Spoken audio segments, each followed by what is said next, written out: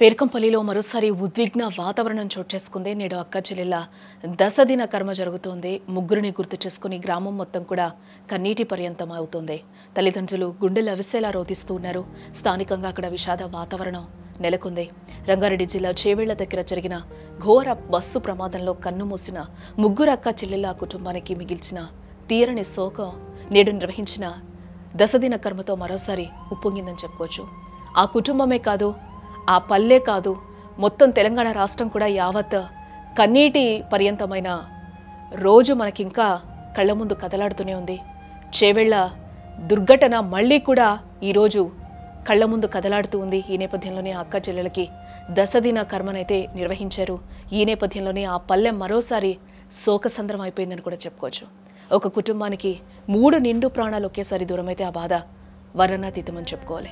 Chevella bus ప్రమాదంలో తమ బిడ్డలు తనూష, సాయిప్రియ, నందినీలను పోగొట్టుకున్న ఆ తల్లిదండ్రులు నేడు వారి ద్వాదశ దిన కర్మ సందర్భంగా మరోసారి గుండెలు అవిసేలా రోధిస్తూ ఉన్నారు. మరణించిన 12 రోజుల తర్వాత కూడా పేర్కంపల్లి గ్రామంలో విషాద వాతావరణం ఏమాత్రం తగ్గలేదని చెప్పుకోవాలి. బంధువులు, స్థానికులు ఆ ఇంటికొచ్చి ఓదార్చడానికి ప్రయత్నించిన ఆ తల్లిదండ్రుల వేదన ముందు అన్నీ చిన్నపోయాయి. ముగ్గురు అమ్మాయిలు నవ్వుతూ ఉన్న ఫోటోలను పూలతో అలంకరించి వారికి ఇష్టమైన పదార్థాలను ముందుంచి పూజలు చేశారు. ఈ దృశ్యం చూసిన గ్రామం మొత్తం కూడా కన్నీరు పెట్టుకుంటోంది. తమ జీవితంలో అత్యంత విలువైన సంపదను కోల్పోయిన ఆ తల్లిదండ్రులు మాకు దీపం పెట్టేవారు ముగ్గురు లేరు, మా 3 ముత్యాలు తిరిగి రావా అంటూ పదే పదే విలపిస్తుంటే అక్కడున్న ప్రతి ఒక్కరి కళ్ళు కూడా చెమ్మగిలుతున్నాయని కూడా చెప్పుకోవచ్చు. ఆ ముగ్గురు అక్క చెల్లెల్లో భౌతికంగా దూరమైన వారి చిరునవ్వులు, జ్ఞాపకాలు మాత్రం ఆ కుటుంబం యొక్క గుండెల్లో, పేర్కంపల్లి గ్రామస్తుల మనస్సుల్లో శాశ్వతంగా నిలిచి ఉంటాయి. ఈ లోటును పూడ్చడం ఎవరికీ సాధ్యం కాదు.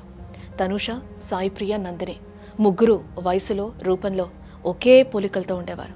భవిష్యత్తులో ఈ ముగ్గురు ఉన్నత శిఖరాలను అధిరోహిస్తారని ఆ తల్లిదండ్రులు ఎన్నో కలలు కన్నారు.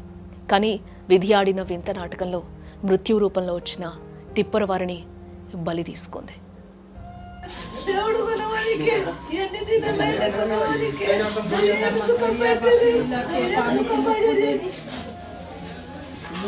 లైన్లోకి పెట్టి సన్నపొడి కూడా పెట్టిండ్రు. నా పిల్లలు ఏం చేసింది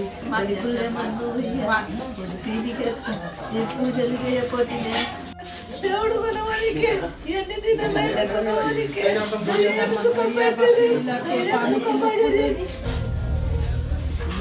లైన్లోకి పెట్టి సన్నపొడి కూడా పెట్టిండ్రు. నా పిల్లలు ఏం చేసింది